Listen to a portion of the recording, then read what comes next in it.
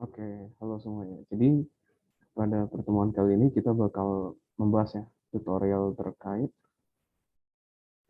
kinetika, kinetika kimia. Ya, jadi di sini sudah tersedia 7 soal dan di sini bakal kita bahas satu-satu gitu, sekiranya kayak gitu ya. Jadi yang pertama dulu kita cek dulu nih soal yang pertama ini. Di sini katanya reaksi A sampai B secara eksperimen diketahui ini berorder 2. Maka kita bisa tulis R, K, laju R, konsentrasi A pangkat 2.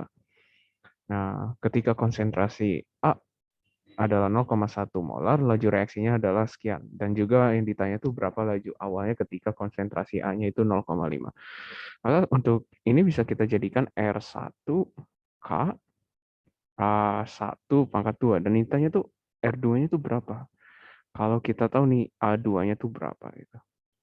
Kita tulis dulu di sini. Di sini katanya ini adalah 0,01 sama dengan K dipangkatkan 10 pangkat min 1 pangkat 2. Itu dulu ya. Maka di sini kita tulis 10 pangkat min 2, K 10 pangkat min 2, coret-coret, kita tahu K-nya 1. Maka di sini kita bisa langsung tahu kalau R2 sama dengan K, konsentrasinya itu 0,5 kuadrat kan. Ini 1. Ini R2 maaf. Ini 1. Ini 25 kali 10 pangkat min 2. Maka kita tahu lajunya adalah 0,25 molar per second. Itu jawaban.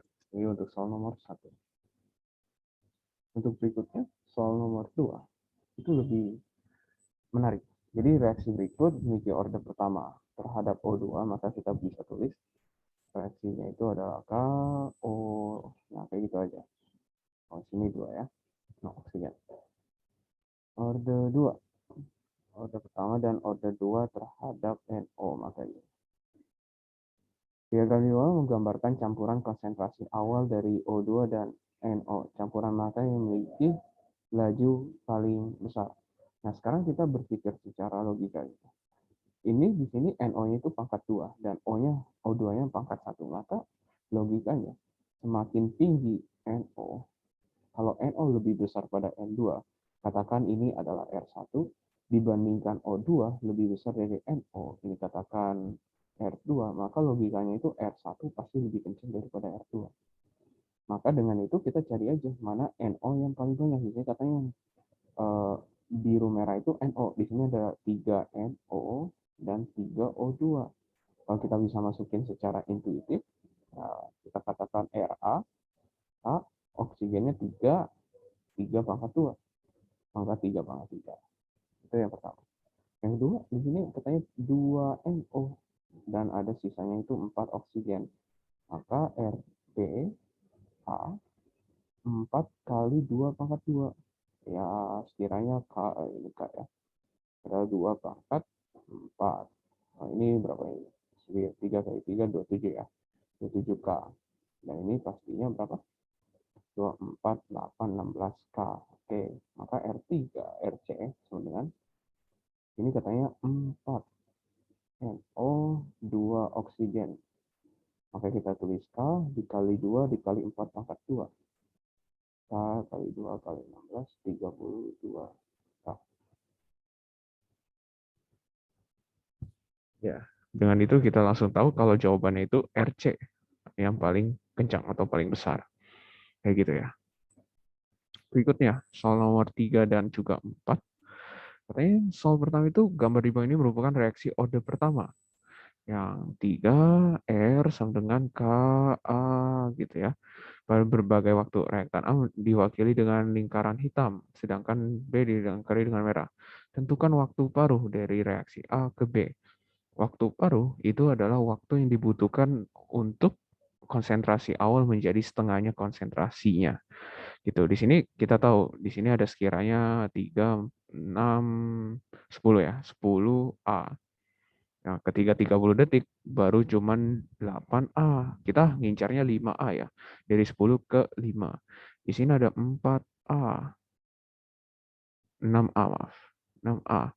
90 detik. 1, 2, 3, 4, 5. Nah, 5A. Maka waktu paruhnya itu T1/2 adalah 90 sekon.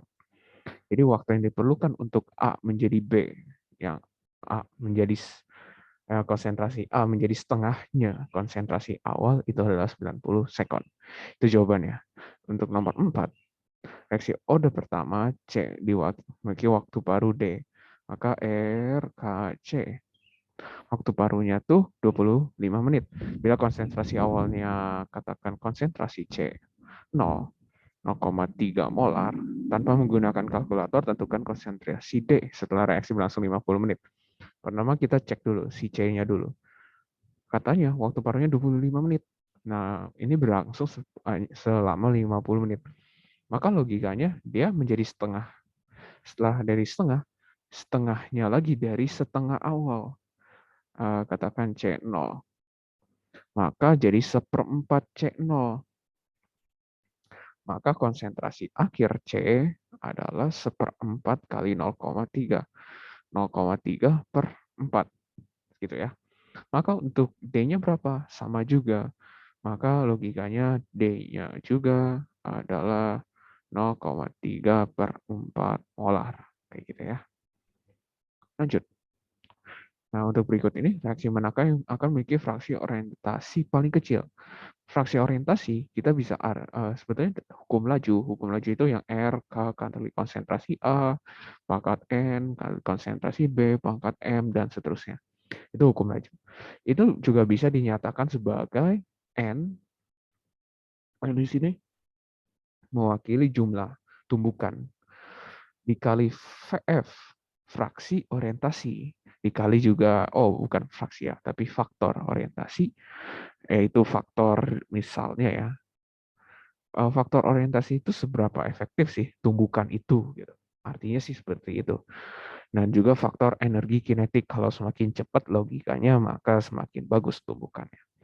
Maka dari itu kita cari tahu nih, mana memiliki fraksi orientasi paling kecil. Maka gampangnya itu kita cari aja luas permukaan yang paling rendah. Oh, yang paling tinggi ya, yang paling tinggi. Nah, dengan itu sekiranya, ya kita tinggal lihat sebelah kiri aja. Maka logikanya itu adalah yang mana? Yang A. Kenapa yang A? Karena kalau misalnya kita perhatikan ya, H itu cuma satu atom doang gitu. Ketemu I, itu lebih gede. Maksudnya ini lebih efektif tumbukannya. Setiap permukaan ini bisa kena. Kalau H2 itu sekiranya gini ya. Ya, kita gambar gini. Nah, ini ada bentuk gabungannya. Tapi kalau kita bentuk secara individual, bakal begini. Kayak ada selisihnya gitu. Ada irisannya. Nah, irisan ini tuh tidak kena. Tidak kena. Karena tidak kena, maka ya sayang aja gitu. Kalau nggak kena, maka yang fraksi, ini fraksi paling besar ya. Maaf ya. Jadi ini fraksi paling besar, maka fraksi yang paling kecil itu ada yang C. Kayak gitu ya, teman-teman. Oke, kita lanjut dulu. Nah, perhatikan diagram reaksi multi tahap di bawah ini. Bentar ya. Tahap penentu laju reaksi. Tahap penentu laju reaksi itu ada yang paling lambat. Atau logikanya membutuhkan energi banyak. Kalau gitu, kita cek aja mana yang puncak yang paling tinggi. Ternyata B ke C, yaitu adalah puncak ini ya, berarti G. Berarti ini adalah G. Tentukan tahap reaksi yang berlangsung secara endoterm. Endoterm itu artinya melepas. Bukan melepas, meresap ya. Artinya tuh, oke, ini penjelasan sedikit ya. Jadi ketika dia naik, dia itu membutuhkan energi. Dan ketika turun, dia itu melepas energi. Artinya, endoterm itu adalah ketika reaksi awalnya itu membutuhkan energi lebih besar dibanding yang dilepas. Artinya tuh kalau diselisihkan, itu hasilnya positif. Gitu. Maka jawabannya itu adalah A ke B. Itu D, maaf ya, yaitu F,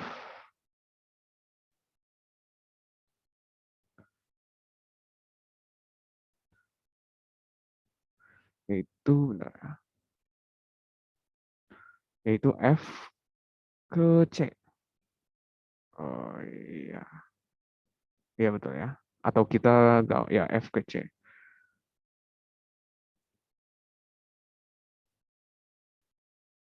Iya benar ya. Jadi ini adalah F ke C. Jadi kita cek puncaknya dan paling rendahnya C kayak gitu ya. Yang ketiga itu tentukan energi total. Energi total tinggal jumlah-jumlahin aja. Maka sebetulnya energi total itu adalah F kurang C ditambah G kurang B ditambah E kurang B ditambah, oh udah ya sampai sini. Maka ini energi totalnya. Oke, ini udah terjawab. Tentukan energi total yang diperoleh. Ya ini aja sebetulnya. Sama aja ya. Kayak gitu. Oke, kita lanjut. Nah, soal yang terakhir. Fosgen Cl2CO adalah gas yang beracun yang digunakan ketika Perang Dunia I, diperoleh dari reaksi antara Cl2 dan CO. Mekanismenya itu yang diusulkan ada sebagai berikut. Jadi ini adalah kayak multi step ya. Jadi reaksi yang tepat itu reaksi Cl2 atau CO langsung Cl2CO gitu. Cuman ini kalau dipisah-pisah multi step itu bisa dipisah menjadi 3 tahap gitu. Dan ini ya secara teori aja ya sebetulnya. Nah, mekanisme oke. Nah, yang pertama tuh tentukan reaksi keseluruhan sintesis. Oke, kalau reaksi keseluruhan tinggal tambahin aja. Maka ini coret, apa lagi ya? Ini coret ya. Nah, sisanya itu adalah Cl2 ditambah CO2 ya. Menjadi Cl2CO. Kayak gitu ya, teman-teman. Oke, kurang setara. Nah, atau kita sederhana lagi jadi Cl2CO, Cl2CO. Nah, ini yang paling tepat ya. Nah, seperti itu ya, teman-teman. Jadi ini adalah reaksi total. Nah, tentukan hukum laju. Ingat ya, hukum laju itu ditentukan pada tahap yang paling lambat. Kenapa demikian? Karena kalau logikanya itu ketika kita mengukur sesuatu, kita mengukur yang maksimalnya gitu.